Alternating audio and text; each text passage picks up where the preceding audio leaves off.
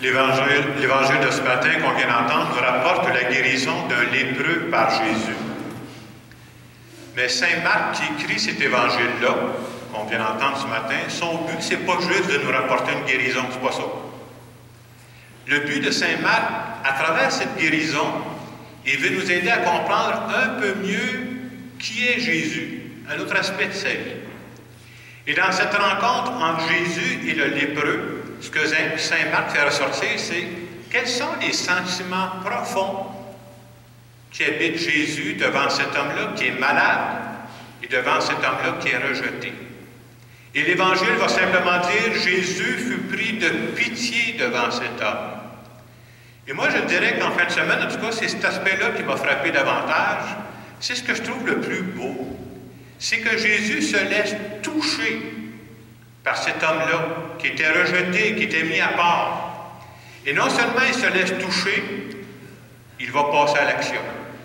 On nous dit qu'il va étendre la main, et même si c'était défendu par la loi, il va le toucher pour le guérir.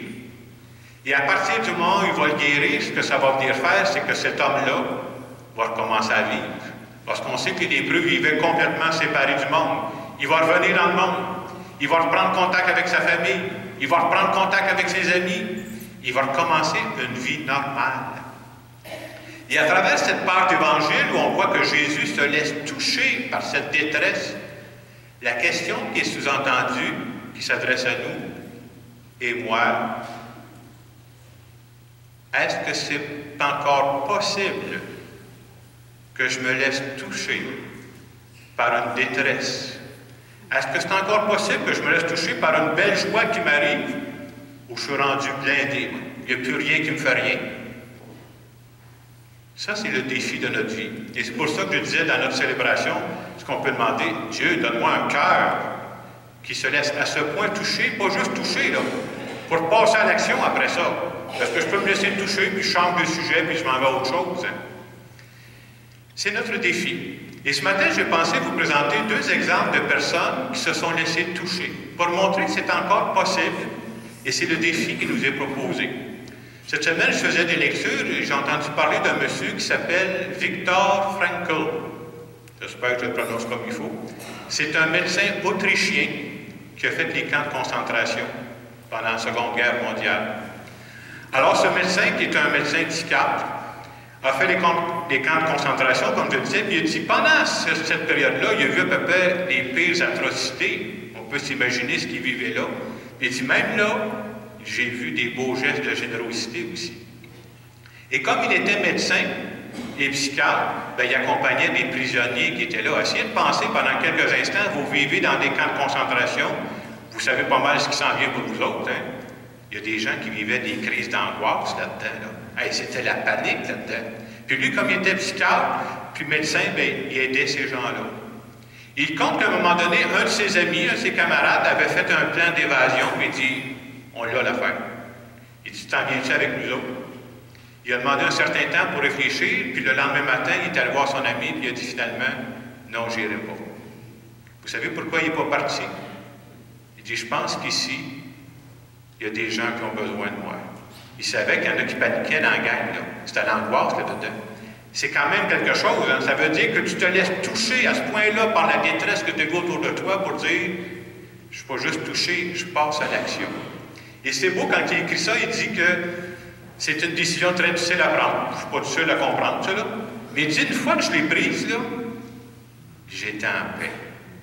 Je le savais que c'est ça que je devais faire. Et lui, finalement, il a été libéré en 1945, là, à la fin de la guerre. Il a vécu jusqu'en 1997. Et quand il est sorti des camps de concentration, il a écrit des livres. Entre autres, il écrivait des livres, lui, sur ce qu'on appelle le sens à la vie, trouver le sens de sa vie. Et ce qu'il disait dans ses livres, lui qui est un psychiatre, il dit, on pense toujours que les problèmes de santé mentale sont d'abord liés à une maladie ou à une enfance difficile. Il dit, non, c'est pas ça.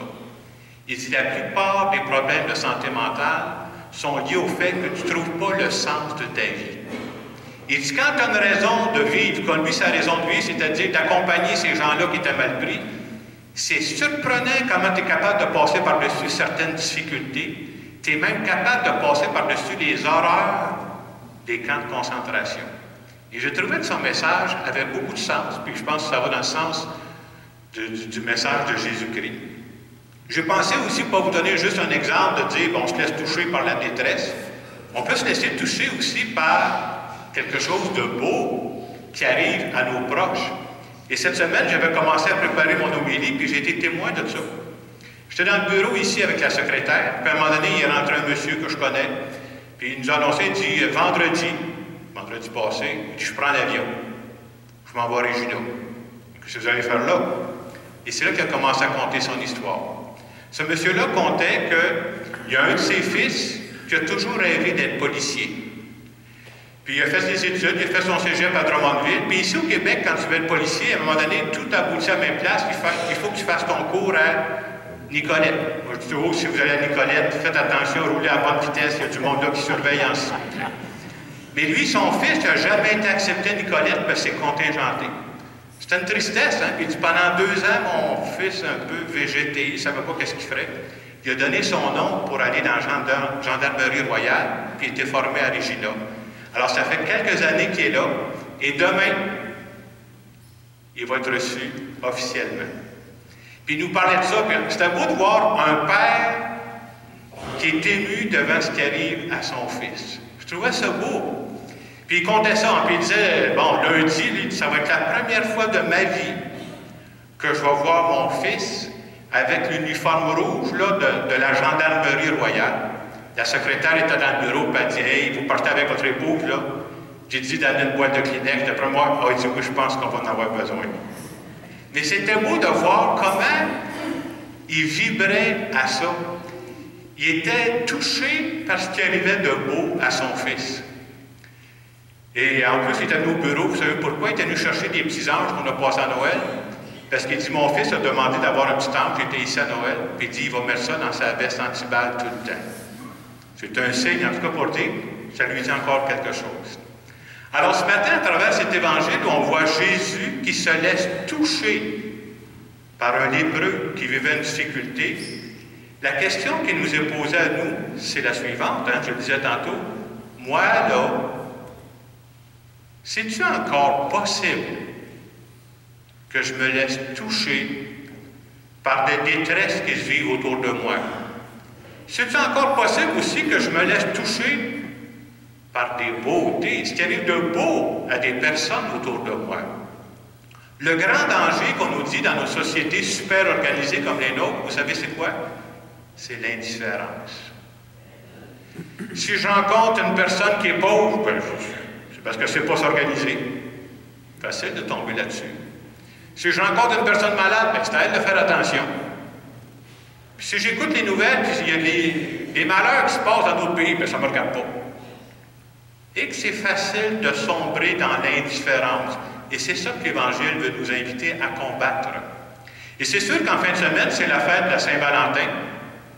Mais j'espère qu'on se laisse toucher par les personnes qui nous aiment. Et vous comprendrez que pour l'amoureux, la Saint-Valentin, c'est très important.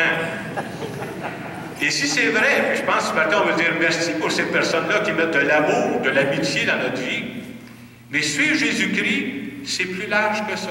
C'est comme suivre Jésus-Christ, c'est dire, je vais essayer d'élargir mon cœur, parce que toute personne que je rencontre qui sera dans la détresse, il faudrait que mon cœur batte. Toute personne qui vivra une belle joie, mais j'espère que je vais communier à cette joie-là aussi. Alors, je vous donne quelques instants pour dire, est-ce que c'est encore possible que mon cœur se laisse toucher, se laisse déranger? Et pendant cette célébration, ce qu'on demande à Dieu, viens toucher notre cœur.